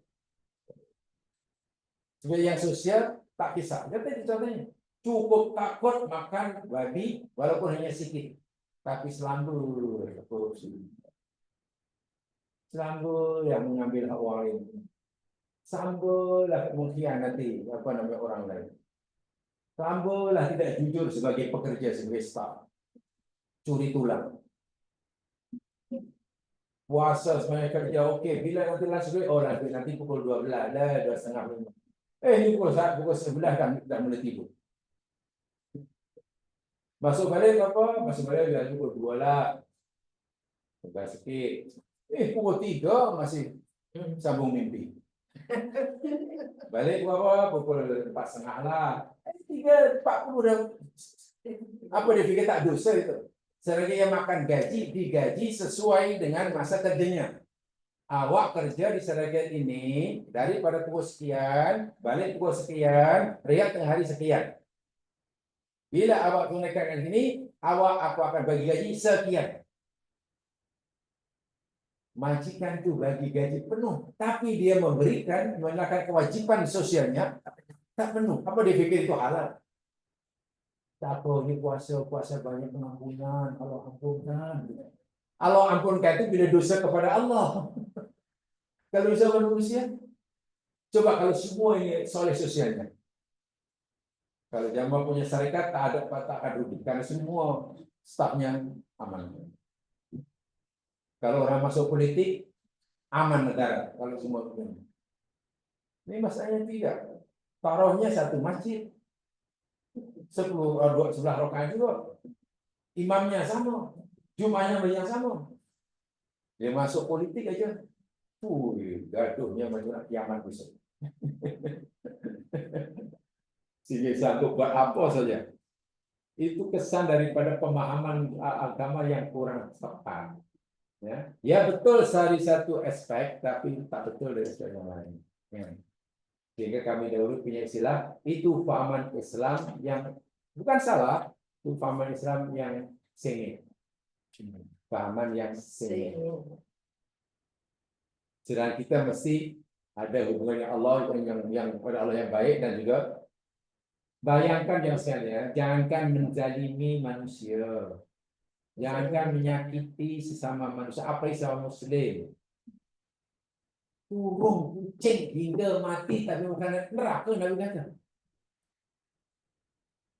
Dan waktu itu peliknya tak ada yang sahabat tanya, tak ada sahabat yang tanya, ya Rasulullah, iya si Fir'aun itu masuk neraka kalau kucing, tapi dia sholat. Tak ada yang tanya, tapi sholat ya Rasul.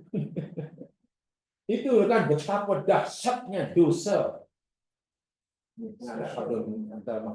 Sangat besar dosanya.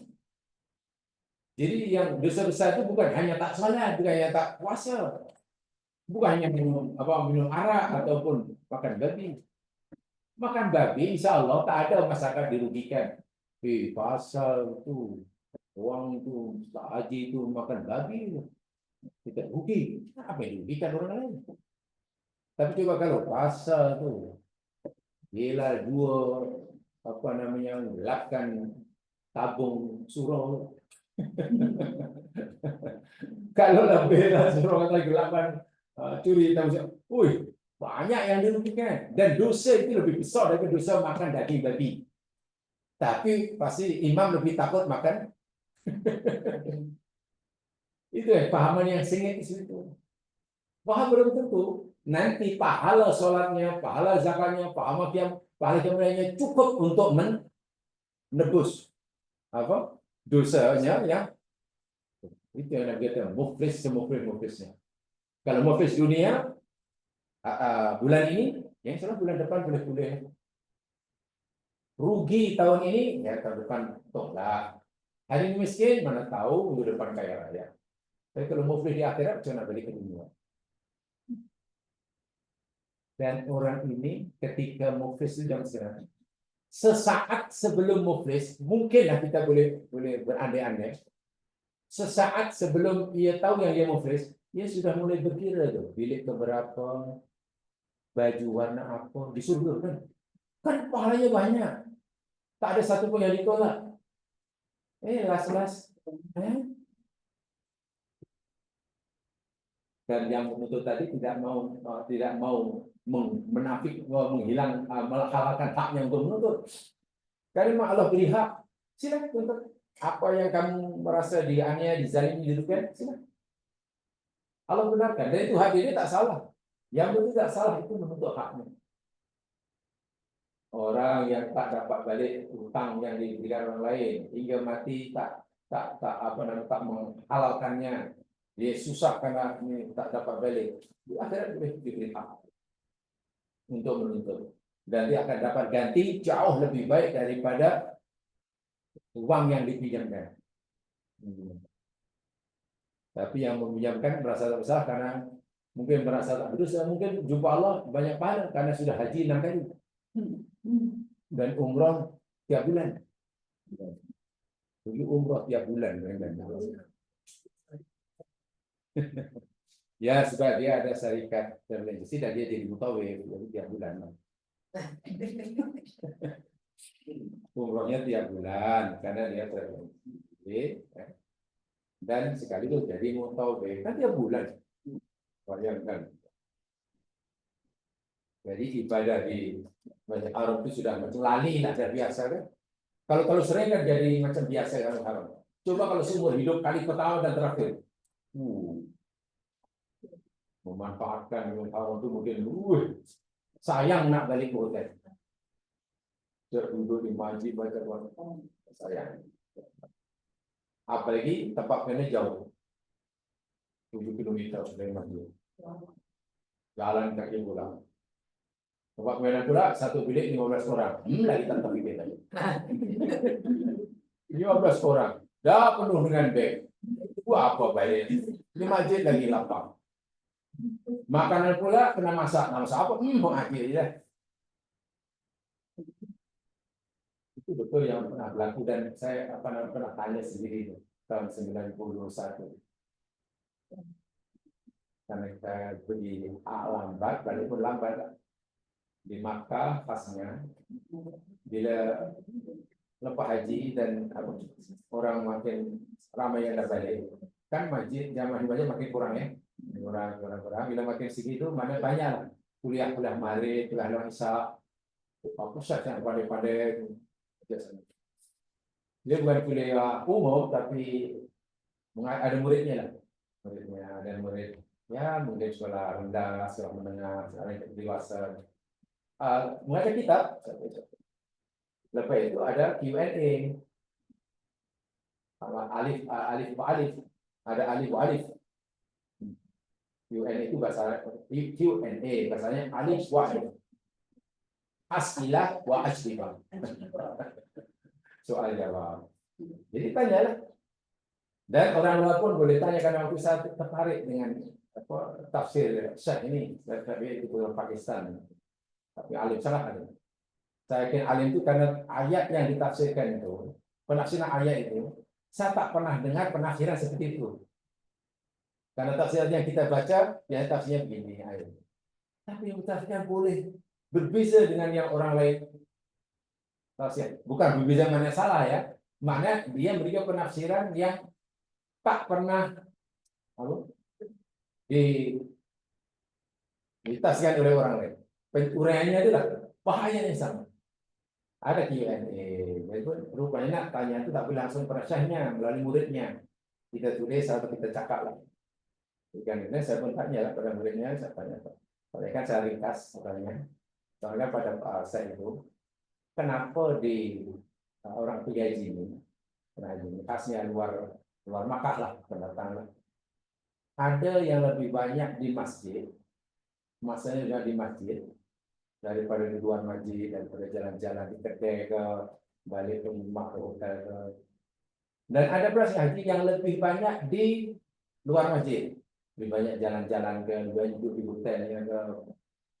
Kenapa tak sama? Ada lebih banyak jamaah duduk di masjid, ada lebih banyak duduk di hotelnya. Jawaban saya itu sama betul dengan jawaban yang saya perolehi daripada salah seorang jamaah Indonesia datang daripada Nusa Tenggara Barat. Pulau apa saya tak kenal nama pulau, saya belajar geografi ini, saya belajar Hatam. Macam mana Hatam, pulaunya ada 17.000 pulau. Itu benar menghafal. Sekarang 37 negeri di 17.000 pulau. 860 lebih bahasa tempatan, bahasa daerah. Dan apa namanya? Kata si Syekh, oh iya. Mungkin kata terus pendapat saya, mungkin yang Anda lihat banyak juga di masjid, baca Quran ke zikir apalah. Itu jadi orang yang mungkin itulah kali pertama dan dia pikir itu kali terakhir pergi haji. Itu kali pertama dan kali terakhir karena mungkin tak akan mampu lagi pergi haji. Orang susah kan dari jauh. Sementara yang lebih banyak di luar itu mungkin orang yang boleh pergi haji bila-bila. Kan mungkin ada private jet. Mana kalau tahun ini haji rasa tak pergi lagi bila. Jangan itu sebiji pengakuan jamaah daripada Indonesia daripada beberapa pulau di Nusa Tenggara. Orang ini apa membuat saya ingin tahu. Pagi, petang, siang, malam orang setiasa di dalam masjid. Saya datang pagi ada sih. Bila orang ini balik. Jadi saya tanya bapak ini mau udah minta doa. Karena bapak di sini dan ya. Bapak pergi ngaji seorang apa ramai tidak seorang saja. Istri tak ikut, oh tak ikut. Bapak orang pegawai kerajaan tak, oh tak, saya petani. petani apa namanya kopi, sama cengkeh. Jadi macam mana boleh bapak pergi ini? Orang senang tak setiap menuai tanaman, hasilnya kami jual. Kami jual, selebihnya kami simpan atau kami berikan kambing. Kita hanya sebagai kecil untuk kita sara hidup. Begitulah tiap tahun. Selama 17 tahun, akhirnya simpanannya sudah cukup. Karena simpanannya diberikan kambing, kami jadi lembu sekarang jadi banyak. Pikir-pikir kami, tak lembu sudah banyak. Kalau aku jual, maknanya untuk biaya haji dan lepas. Untuk biaya orang rumah ditinggalkan, cukup. Dijual. Nak haji rupanya jual apa? Lembu. Hasil menanam menyimpan selama 17 tahun. Dan saya yakin itulah Pak, apa namanya, saya syukur pada Allah, menangis. Dan saya yakin inilah haji saya pertama dan terakhir. Karena dia yakin tak akan. Ya kalau kan 17 tahun lagi nak simpan teman duit dah habis. Tapi kenapa Bapak tidak haji bukti masjid? Tak ada penginapan jauh sikit. Dan satu bilik itu ada 14 orang. Saya bilang 14 orang, mana susah? Oh, betul kata si Syekh. Orang yang yakin itulah haji terakhir tak akan haji, pasti akan dimanfaatkan masanya sebaik-baik. Dan tak bisa hanya wirid aja baca Quran, baca sedikit. Allah kagum saya. Bisa tanya, apa tak ada? Bila balik Pak nanti minggu depan. Tapi tak beli ke oleh-oleh untuk ada sudah beli katanya. Atau nantilah beli apa tak ada ya untuk beli apalah boleh-bolehlah serban ke apalah. Memang tahu tak apa beg yang dibawa? Beg plastik yang ada zip belakang. Goni apa? Goni. Kalau tak diisi boleh lipat lah. Ya. Itu aja beg dia. Nah, kayak apa bapak makan? Ya kalau makan di sini makanya ada jual apa namanya makanan martabak, roti, sudah. Tapi tak masak, ya kamera masak, tapi nak masak lambat, rugi nak balik jauh, pergi bersama jauh nak jadi tempat. Lah tu Allah kasihannya orang. Ini saya ajak, bapakmu tak ikut saya Pak. Pergi ke tempat pemilihan saya. Waktu itu Arab belum sekarang tahun 91. Jam-jam hotel mana ada, jam-jam Al-Qazam yang ada. Hotel sofa masih kecil itu, dari dulu di hotel sofa itu bukan sofa yang sekarang itu sofa kan. Sedangkan apa Istana Raja pun belum dibuat. Dan apa Istana Raja baru tahun 98, 97 8. Waktu sudah baru nampak di Torek. Jadi saya mau lah Mas. Bila waktu itu satu bilik saya hanya 3 orang. Bilik besar 1 orang. Saya, Jenderal Ibrahim, sama Timbalan Polisi Negara, duduk di Taman Tun, Kamu Teguh ini lah. Mungkin yang kenal. Datuk Syed Abdul Rahman. Rumahnya yang seperti jalan yang ada. Dan 2 orang ini jarang di rumah, kawan dia. Jadi dibilang hanya saya, makanan telah disediakan. Saya bilang, banyak pula. Saya numpang ketua 2 orang ini. Satu jenderal, satu ini. Jadi saya yang untung. Jarang yang tak apalah Pak, makan apa? Ini boleh bayar Mas. Tak ada ni. Kasihannya lah nak makan pun takut disuruh bayar. Sekali dengan apalah kalau bapak nak ambil apa bungkus. Macam mana yang lain? Tak ada yang makan. Yang lain di bawah sudah ada makanan. Sambil menangis-nangis bungkus. Ya Allah ya Tuhan, saya kini jauh lebih ikhlas daripada saya. Saya yakin ini dimakbulkan haji. Saya begitu sekali kemana-mana jalan kaki, tawaduk, syukur, tak mengeluh, tak merasa susah. Dimanfaatkan masa di Makkah hanya untuk ibadah. Orang lain ramai hari-hari melontar walaupun tidak di Mina. Berabun yang melontar walaupun waktu itu belum ada lah pakai yang mewah-mewah. Kedai Arab masih halal, masih di bawah tanah yang kecil-kecil itu tahun 91. Tahun 87 saya pergi juga tapi di umroh lagi lah Makkah. macam kampung baru ya, masih itu masih tak inilah, memang tak ada bangunan. Jadi kata saya, ya Allah, macam mana saya ini boleh tahu macam ini? Sama betul jawaban saya tadi dengan jawaban orang Indonesia yang miskin, yang saya katakan miskin ya, yang nak haji pun sanggup menyimpan berusaha payah selama 17 tahun, simpan sedikit berikan kambing jadi lembu-lembu. Ya Allah, patutlah dia tidak mesia-siakan masanya. Ada pun yang lebih banyak di luar itu memang orang berada, percayalah. Kalau tak puas hati, tak puas hati, haji tahun itu, tahun depan boleh kan duit banyak. Jadi ada ruginya memang. Kenapa lebih banyak tidak di masjid? Ya hotelnya dekat. Jam-jam tak apa pulang. Kadang-kadang tengok aja, kita tunggu, tabung. Rugi sebenarnya. Itu sangat, ya, saya tak kata tak target kurang untung. Karena rupanya daya tarikan tempat tinggal, daya tarikan kedai-kedai lebih kuat daripada daya tarikan Ka'bah. Sedangkan ke Makkah itu sebenarnya yang menarikkan Ka'bahnya ya, bukan lontar jumrohnya. Jadi pula kedai Arabnya apa yang dijual sama ya misalnya. Si itu jual itu jual itu sama. Ya orang hanya tahu. Tak, apa yang dijual sama.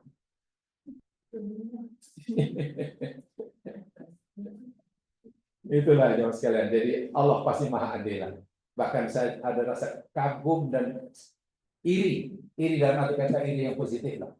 Ya Allah, ada hamba Allah yang tengok ceritanya bagaimana jalan apa nak pergi haji, susah payah selama 3 tahun menyimpan.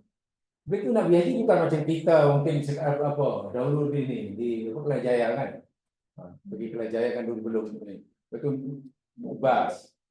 Bah pula adalah apa rider boleh. Ini tak ada. Di pulau kecil itu saya habis berapa? Ya saya kena pergi ke Lombok. Di Lombok, lebih ke Lombok itu ada kapal, apa nanti Surabaya, kapal laut. Kapal. Berapa lama Pak? Ya tengoklah kapalnya. Kadang-kadang tunggu berbayar lain sehingga ya paling tidak lah sehari 2 lah. Adakah sampai terus pergi? Oh tidak. Supaya mesti paling tidak kena datang awal sehari 2 hari. Saya baru nanti terbang. Jadi sebelum pergi haji orang lain, kita 1 jam dah terus terbang. Dia orang berhari-hari. Balik juga kita balik 1 jam sampai rumah. Dia orang tunggu lagi. Kapal dah sampai belum. Dan duitnya duit hasil terus. Saya kata ya Allah ini tentu haji yang makbul sungguh. Tentu memanglah mabrur. Dan tak ada iri yang lainnya. Bila baca Quran, doa seperti itu.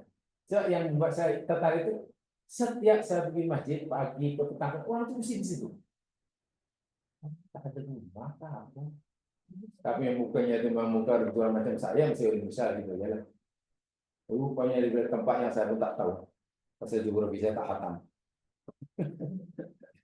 Satu pulau kecil. Bahkan ada tawaf itu masih muda, tapi sama-sama mungkin sesuai dengan saya. Jadi saya tanyalah, saya pun kagum juga, haji sungguh muda. Lepas tawaf kemudian dia sholat dipilih panjang, sakit. Jadi saya juga dengan bahasa Indonesia, karena mungkinnya lebih orang saya, tak tahu pula bahasa Indonesia. Allah, karena yang siapa yang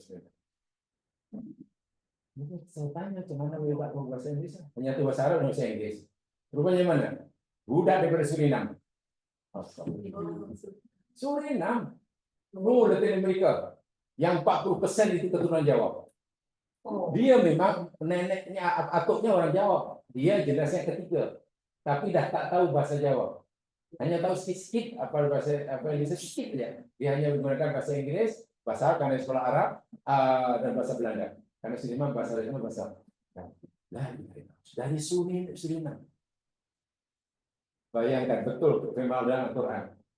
Ketika Ibrahim disuruh melakukan haji, nanti akan ada orang pergi haji, ada yang berjalan kaki, ada yang min fajjin amin. Daripada ceruk lubang dunia yang paling dalam paling jauh. Suriname itu dengan Makkah tak tahu. Itu saya tanya macam ini. Oh, saya kena pergi dahulu ke Paramaribo. Paramaribo itu ibu negeri. Ya. Itu pergi lagi ke negara jirannya naik kapal, baru pergi Amerika. Pergi US karena di sana ada satu rombongan yaitu Islam, baru ikut dia. Itu pun tidak sampai ke ke Jeddah, ke Turki. Nah, dari Turki itulah naik bus. Allah. Dari Turki naik bas ke Mekah. Iya. Susah. Iya, udah di Suriname. Kagum, sangat kagum. Dibanding kita di Malaysia si komen, si komplain, dia pun ni kata tom yam. Tapi asalnya saya kadang-kadang, aduh, kalau nak makan carilah di Malaysia lebih sedap. Oh, memang. Betul kalau kita jumpa saudara kita yang di luar negeri yang lebih susah dengan kita ini malu, sangat malu. Tapi malahnya tidak sekarang pun syarikat haji dan pun itu pula yang ditawarkan untuk menarik pelanggan. Satu hari berapa kali makan, menu berapa, nanti itu yang ditawarkan, bukan nanti yang dapat haji mabrur ke tidak, itu kadang-kadang jadi tak kisah. Jadi akhirnya orang pun pilih kenapa? Ini bagus, tengok nih. 1 hari 3 kali makan. Menu dia rasa lagi, segera lagi. Buat teh suka hati, tak malam pun boleh. Itu akhirnya kita tak dapat komplain. Cobalah sekali kalau pergi haji khasnya kenalan dengan orang luar. Jangan yang dekat-dekat, jangan kenalan dengan orang Dubai ke, kita orang Dubai. Carilah orang yang negro dari mana paling ceruk paling jauh. Terus cerita nanti kan kita, ya Allah bertuahnya. Bertuah. Dia orang ya Allah ya Tuhanku. Yang tak ada hotel tu lah, yang tidur di bawah jembatan di jalan. Ya Allah itu. Yang makannya apa? Tak makan banyak, tak habis itu dibungkus dengan kain dia. Di mana dia dengan kain. Bila apa dibuka lagi makan sama-sama. Apa ya Tuhan itu sih. Yang mereka tak komplain tu. Hei, yang Melayu komplain tu. Tipu. Ingat hari Isnin tom yam. Ya. Pokoknya. Tak bodoh je. Susah lah. Jadi bila orang tidak dihaji umrah yang kerjaan hanya makan minum lah. Kalau makan minum di sini lagi banyak pilihan. Tadi Cepodok pun ada. Baik, itulah ya sekalian. Sementara insyaallah nanti kita sambung sebulan tentang ritual dan sosial ini. Ya, ritual dan sosial ini. Insyaallah kita akan mendapat pelajaran mudah-mudahan dan bermanfaat. Dan lagi sekali ya, insyaallah. Jadi madrasah Ramadan biar benar-benar kita menjadi alumni Ramadan yang cemerlang. Tapi itu kadang-kadang efektifnya kadang dari penerangan yang tadi saya katakan tidak salah tapi kurang tepat. Untuk kita penerang lagi, jangan tinggalkan tarawih, jangan tinggalkan yang mulai jangan tinggalkan tadarus. Tengok Ramadan cuma 2 hari aja dosa. Kalau nanti kita habis Ramadan, kita terpaksa menunggu tahun depan. Dia kalau hidup, kalau tidak, tengok. Begitu cara memahamkan Islam. Akhirnya orang pikir Ramadan yang begitu. Jadi seakan-akan sudah bersabar itu sudah bebas kan. Ramadan tahan juga lah. Bila ada orang caci, katakan saya puasa. Tapi lama tak sabar juga. Tak apalah kalau nak gaduh, jangan siang nanti lepas Isya ya. Lepas Isya masih Ramadan, tak boleh gaduh, tak apa. Kalau you nak sangat gaduh, jangan nanti 1 Syawal boleh. Inilah akhirnya karena memahami seakan-akan ibadah ya Allah ini hanya Ramadan. Bahwa Ramadan ada afdaliyah, ada kelebihan, ya. Tapi janganlah disebut itu. Sehingga rugi tuan-tuan 3 hari. Kalau tidak terpaksa kita menunggu 1 tahun. Iya kalau kita hidup. Kalau tidak, wah 1 tahun itu kalau kita isi sebenarnya kita mesti Ramadan. Jadi untungnya lebih banyak daripada semasa Ramadan. Karena Ramadan mungkin kita belum ikhlas. Semalam bila kita lakukan bulan Syawal lebih ikhlas. Jadi Islamnya bukan sebagai ibadah terkejut. Ibadah terkejut. Jadi hanya pada bulan Ramadan. Macam nak rak lah. Baik setahun sekali dia baik. Wallahu a'lam. Assalamualaikum warahmatullahi wabarakatuh. Jadi, أعوذ بالله من الشيطان الرجيم.